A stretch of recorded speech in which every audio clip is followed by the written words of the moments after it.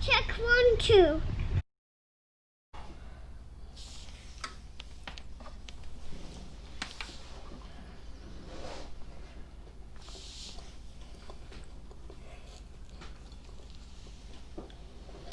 Oh, I'm sorry I didn't see you there.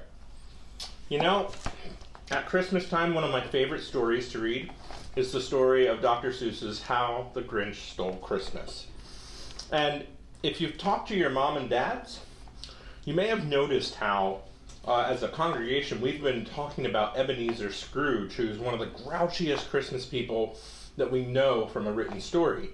And actually, Dr. Seuss used the idea of Ebenezer Scrooge to create the character of the Grinch. And so, what I wanted to remind you is that no matter how bad your mood is, no matter how grumpy you feel, or how grumpy someone else or grouchy somebody else is that you know, there always is hope for them to be redeemed by God, for them to be reminded of how much they are loved not only by their parents and their siblings and by friends and family, but also how much they are loved by God. And so let us too read a story, and let us read the story of how the Grinch stole Christmas, and be reminded how at this Christmas time we too can have our hearts grow in the amount of love that we can have for one another. Let's read the story of how the Grinch stole Christmas.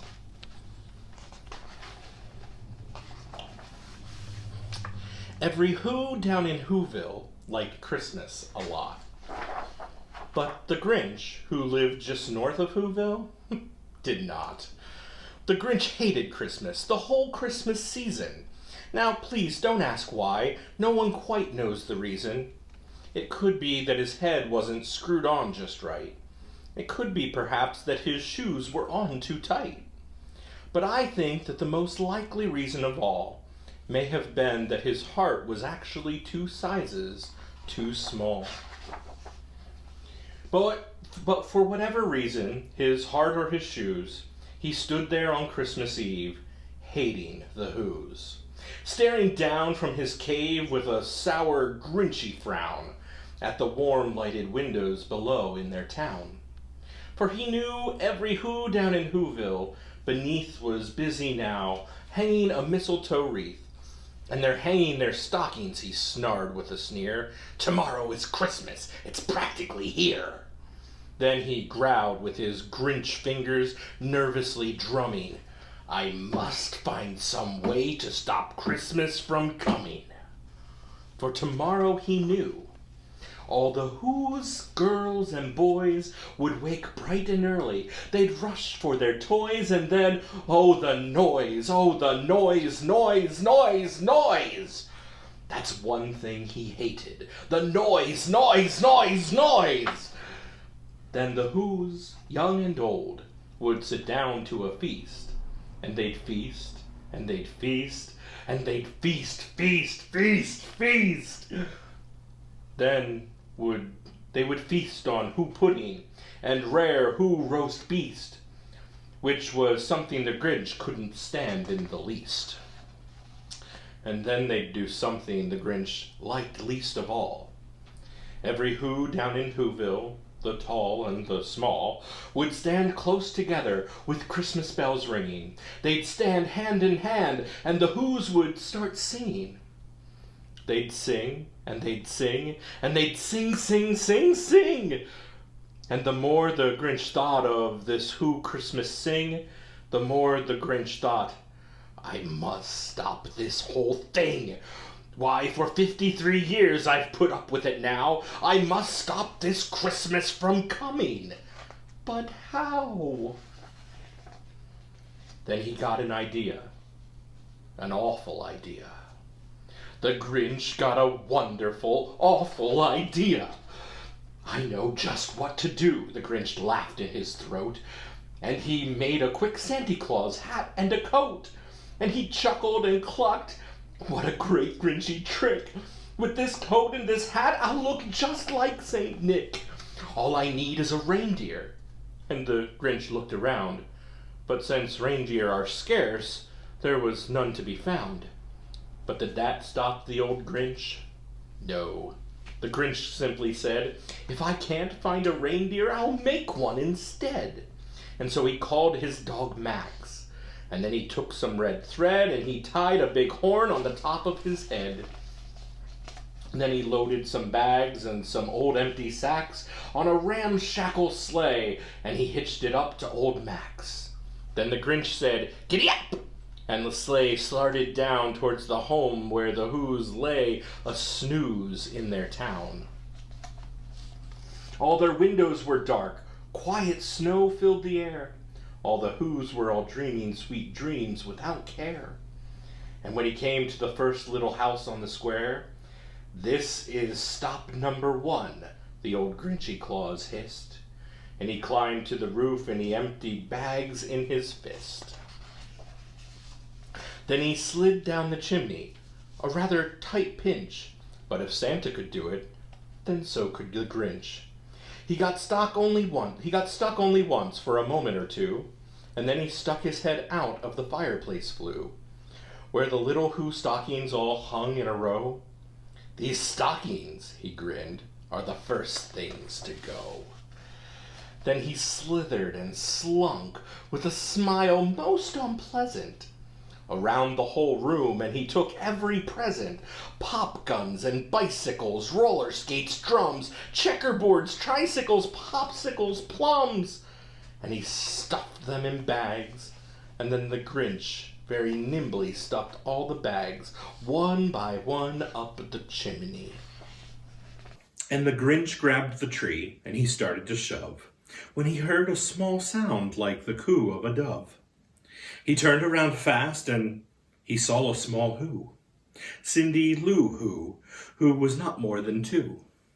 The Grinch had been caught by this tiny Who daughter, who got out of bed for a cup of cold water.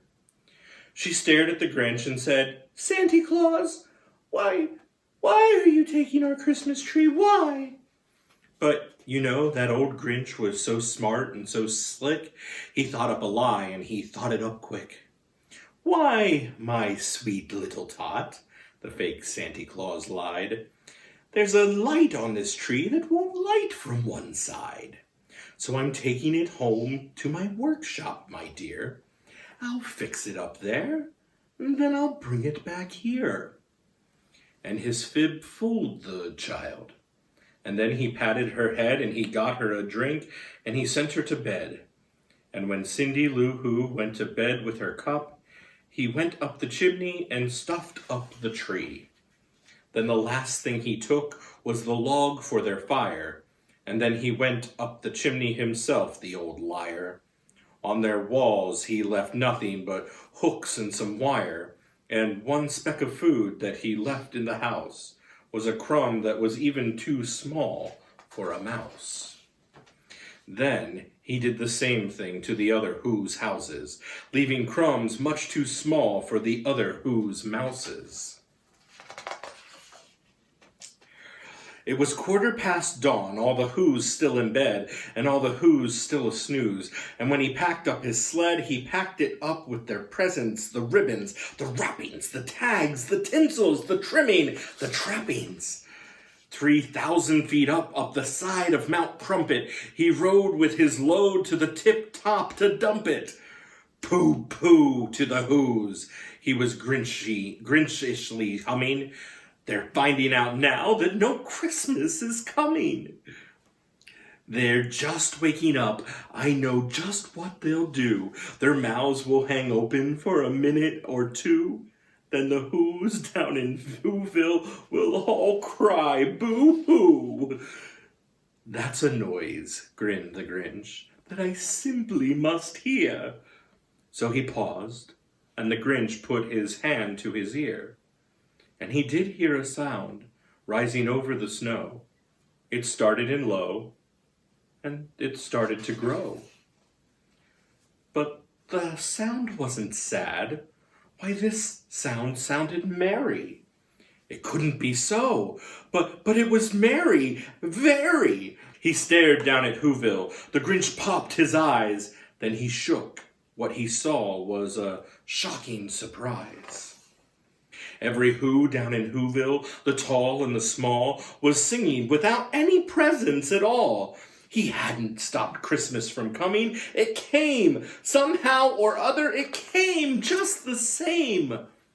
And the Grinch, with his Grinch feet ice cold in the snow, stood puzzling and puzzling. How could it be so? It came without ribbons. It came without tags. It came without packages, boxes, or bags. And he puzzled 3 hours till his puzzler was sore. Then the Grinch thought of something he hadn't before. Maybe Christmas, he thought, doesn't come from a store. Maybe Christmas, perhaps, means a little bit more. And what happened then? Well, in old Whoville they say that the Grinch's small heart grew 3 sizes that day. And the minute his heart didn't feel quite so tight, he whizzed with his load through the bright morning light, and he brought back the toys and the food for the feast. And he himself, the Grinch, carved the roast beast. The end. You know, we too can learn to love our neighbors, to join in songs with those that we hear around us, and instead of being the person that is poo-pooing the whole idea, we too, like the Grinch, can help celebrate and be the merriest of all. So in this Christmas season, this season that we come to remember the birth of Jesus, God's only Son into this world, I pray that you can be the merriest of all. Even if you are a Grinch in this moment, might you learn to become the most joyful of all.